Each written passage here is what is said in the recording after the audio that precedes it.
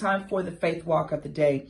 Today, I want to talk about letting your light shine. This is a scripture that I love. Let your light so shine before men so they may see the good in your life and glorify your Father, which is in heaven. Unfortunately, I meet a lot of people whose light just isn't on. Not because they don't love Jesus, because their faith is low, their hope is low. And so you want to believe, but you can't because you're too busy watching what's going on. You're too moved by your circumstance. And the thing about faith is you cannot be moved by your circumstance, because one thing that we know for sure is the enemy is a liar. He's the father of lies. So he's always whispering something that's contrary to the word of God. And what you've got to do to make sure that your light is shining is stay plugged into the Father. Stay plugged into the light source. Stay plugged into the energy that comes from the Father, that fuels us, that keeps us faith-filled and hope-filled, even in the face of adversity, trusting that God will make a way and that he'll open doors and that good things happen. You know, there's some believers whose faith is so low just because it's never happened, they don't believe it ever will.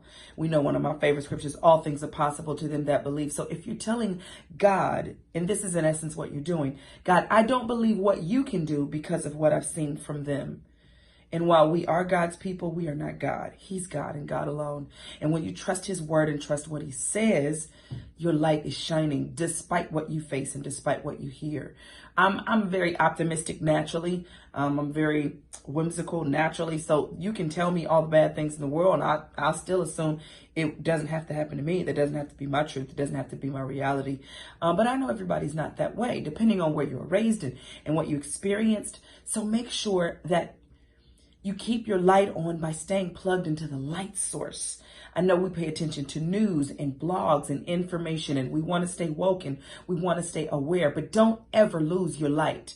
I know we want to be aware of what's going on, and you want to know who did what and who can I trust. And listen, if I trust God, God never told me to trust people anyway. So if people do certain things, it doesn't really surprise me because he never told me to trust people. He told me to trust him.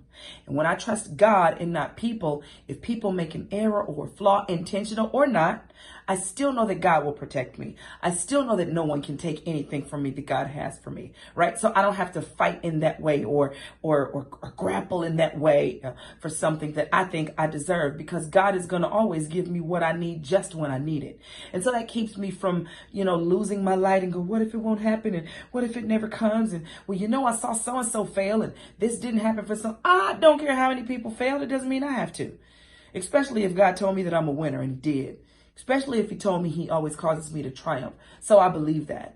Especially when I know he lives on the inside of me. So he's going to tell me when to go and when to stop, when to say yes and when to say no, when to believe what's happening and when not to believe it, because it's all a lie sent from the pit of hell just to steal my light and to steal my love and to steal my hope and to steal my faith.